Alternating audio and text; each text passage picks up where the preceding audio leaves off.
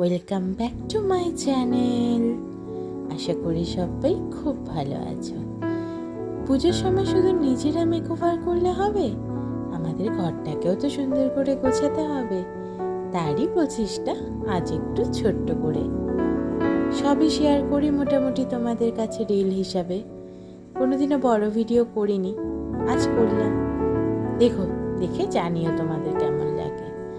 দেখো, প্রথমেই জানলা খুলে পর্দাগুলোকে জড়ো করে বিছানাপত্রের ওপরে থাকা সমস্ত জামা কাপড়গুলো গুছিয়ে নিয়েছি, পর্দাগুলো খুলে নিয়েছি, কলিন দিয়ে জানলার পাল্লাগুলো ভালো করে মুছে নিচ্ছি।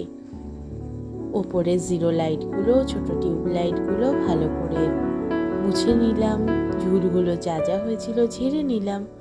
আর যেই হ্যাঙ্গিং র্যাকগুলো ছিল সেগুলো ভালো করে মুছে পরিষ্কার করলাম। সাথে আমাদের ছবিটাও, এটা আমাদের বিয়ের ছবি, দেখেই বুঝতে পারছো।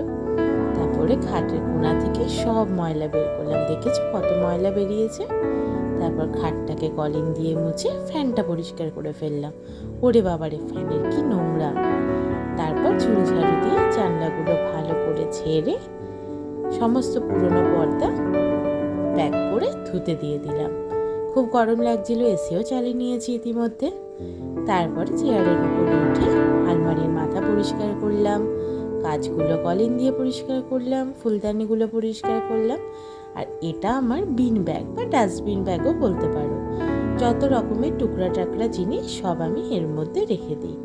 অবশ্যই দরকারি, তবে সবসময় কাজে লাগে না। যখন লাগে এটা থেকে ইউজ করে ফেলি। এখানে দেখেছো সমস্ত প্লাস্টিক এই ব্যাগটার মধ্যে আমি রেখে দিই, যখন প্রয়োজন হয় তখন নিয়ে নিই। হাঁড়ি ঝুড়ি দুটো ঠাকুর পুজো দিয়েছিলাম, সেখান থেকে পেয়েছিলাম। তারপর দেখো কর্নারগুলো ভালো করে ঝাড়ু দিয়ে লাইসল দিয়ে মুছে নিচ্ছি। এক একটা কর্নার থেকে সমস্ত কিছু সরিয়ে মুছে আবার সেখানে জিনিসগুলো একে একে রেখে দিচ্ছি। এভাবে করলে না ঘরটা ভালো করে পরিষ্কার হয়। না হলে জিনিসপত্র থাকলে তো কর্নারগুলোর মধ্যে কি রয়েছে বোঝা যায় না। সরিয়ে দিলে কর্নারগুলো ভালো করে পরিষ্কার হয়ে যায়। ব্যাস, এবার ফুলদানিটা রেখে দিলেই আমার এই কর্নারটা একদম পরিষ্কার কমপ্লিট।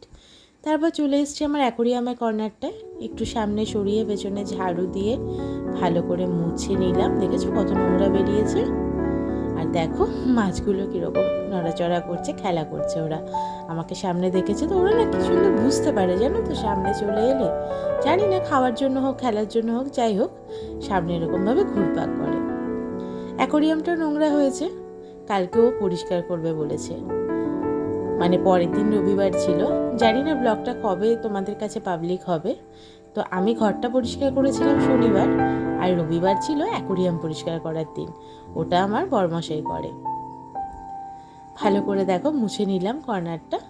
এবার এটাকে সরিয়ে দিলাম। তারপর সামনে আরও যা যা পড়েছিল সব মুছে বাইরে বের করে দিলাম। এবার চলে এলাম ড্রেসিং টেবিলের কর্নারে। ভালো করে সব কলিন দিয়ে কাজগুলো মুছে নিলাম। নিচগুলো মুছে সমস্ত জিনিস সরিয়ে রেখেছিলাম। মোছা হয়ে গেলে একে একে জিনিসগুলো আবার সব বসিয়ে দিচ্ছি যার যার জায়গায়। তাহলে দেখতে খুব নিট অ্যান্ড ক্লিন লাগে আর সব পরিষ্কার হয়ে যায়। এই ফ্রেমটা কি সুন্দর না? এই ফ্রেমটা আমার দিদিভাই মানে ননদ দীঘা থেকে এনে দিয়েছিল। তারপর দেখো আমার মেকআপের সমস্ত জিনিসগুলো ভরে ভরে, চিরুনিগুলো ভরলাম, তারপরে মেকআপের জিনিসগুলো ভরলাম। এই স্ট্যান্ডিং ক্যাবিনেটগুলো রয়েছে, এই ক্যাবিনেটগুলোর মধ্যে রেখে দিচ্ছি। আচ্ছা, তোমরা কি করে ঘর সাজাও আমাকে কিন্তু অবশ্যই জানাবে।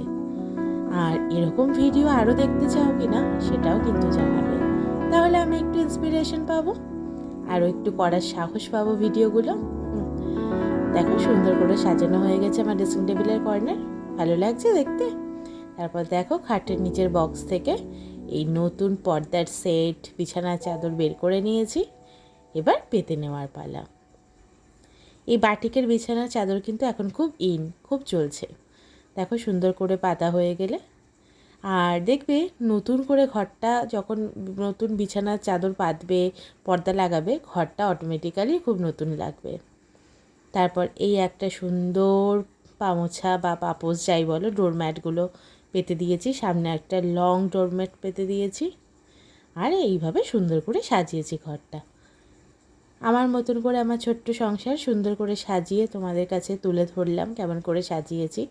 সবাই এভাবেই সাজাও, তবুও ইচ্ছে হলো তুলে ধরার। ভালো লাগলে প্লিজ আমার চ্যানেলটাকে সাবস্ক্রাইব করে দিও। Bye bye.